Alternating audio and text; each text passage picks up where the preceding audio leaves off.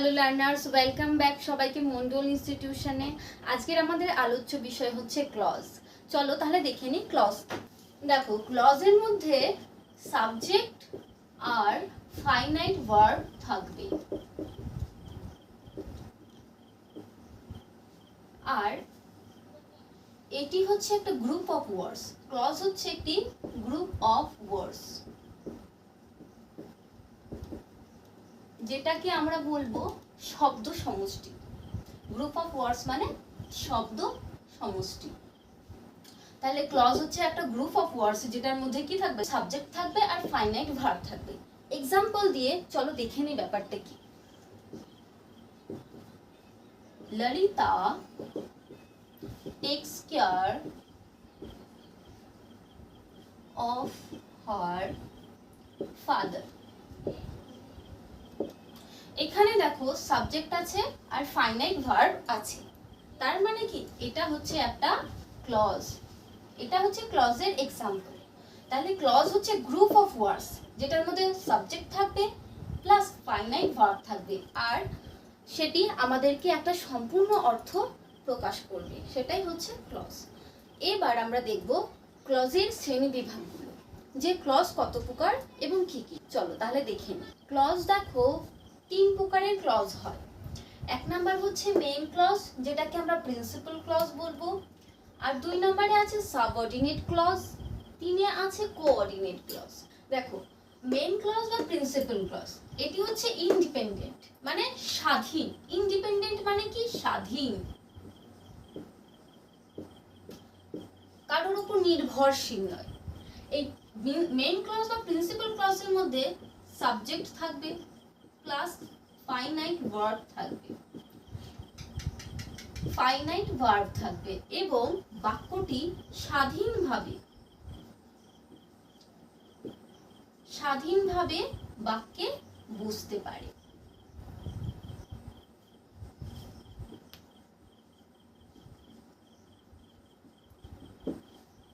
এই main clause বা principal ক্লজে কারো সাহায্যের দরকার হয় না, এটি একটি ইন্ডিপেন্ডেন্ট, কারোর উপর নির্ভরশীল নয়। যেমন এক্সাম্পল দিয়ে বুঝে নি, চলো দেখো। She finished her homework। দেখো, সি finished her homework, এখানে দেখো সি হচ্ছে সাবজেক্ট, finished হচ্ছে ফাইনাইট ভার্ব। ফাইনাইট ভার্ব বলতে সমাপিকা ক্রিয়াকে বোঝায়, মানে যে ভার্বটি বাক্যের মধ্যে সম্পূর্ণ অর্থ প্রকাশ করছে সেটাই হচ্ছে ফাইনাইট ভার্ব। তাহলে দেখো এখানে সাবজেক্ট আছে, ফাইনাইট ভার্ব আছে, আর বাক্যটি একটা কমপ্লিট থট দিচ্ছে। এটা হচ্ছে মেইন ক্লজ বা প্রিন্সিপাল ক্লজের এক্সাম্পল।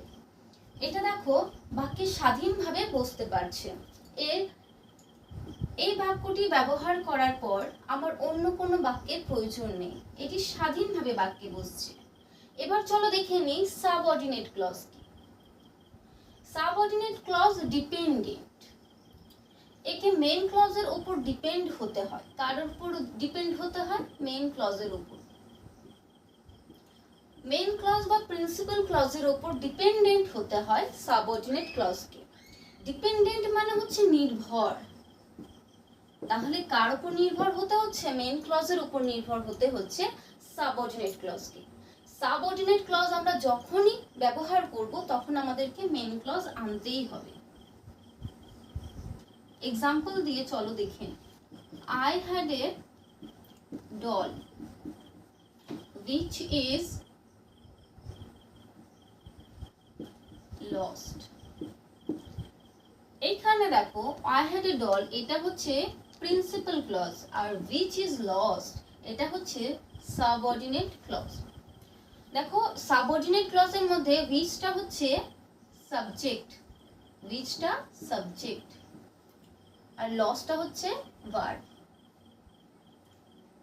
তাহলে আমার একটা ডল ছিল যেটা হারিয়ে গেছে। এটা দেখো যদি বলি which is lost, এটা ব্যবহার করার জন্য আমাকে I had a doll বলতে হচ্ছে। আমি which is lost এইটা আলাদা করে বলতে পারছি না, মানে সাবঅর্ডিনেট ক্লজ ব্যবহার করতে গেলে আমাকে একটা প্রিন্সিপাল ক্লজ বা মেইন ক্লজ নিতেই হচ্ছে।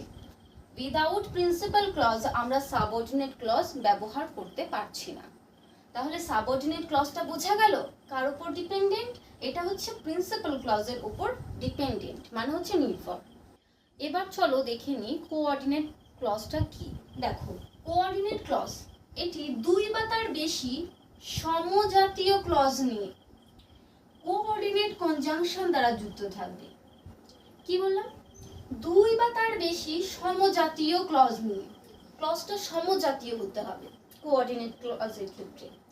তাহলে সমজাতীয় ক্লজ নিয়ে কোঅর্ডিনেট কনজাংশন দ্বারা যুক্ত থাকে, তখন সেটাকে আমরা বলবো coordinate clause.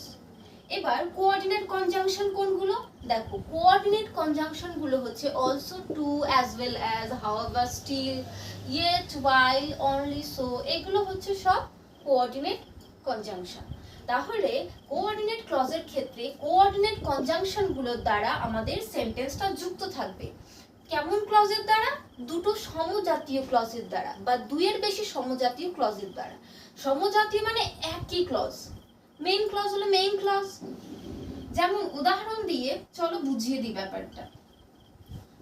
I love you, I can do anything for you.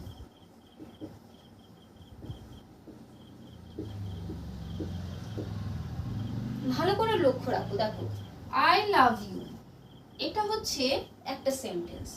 সেকেন্ডটা দেখো I can do anything for you, এটাও হচ্ছে একটা প্রিন্সিপাল ক্লজ, এটাও হচ্ছে একটা প্রিন্সিপাল ক্লজ। তাহলে দেখো দুটো সমজাতীয় ক্লজ হলো, এটাও হচ্ছে প্রিন্সিপাল ক্লজ, এটাও হচ্ছে প্রিন্সিপাল ক্লজ।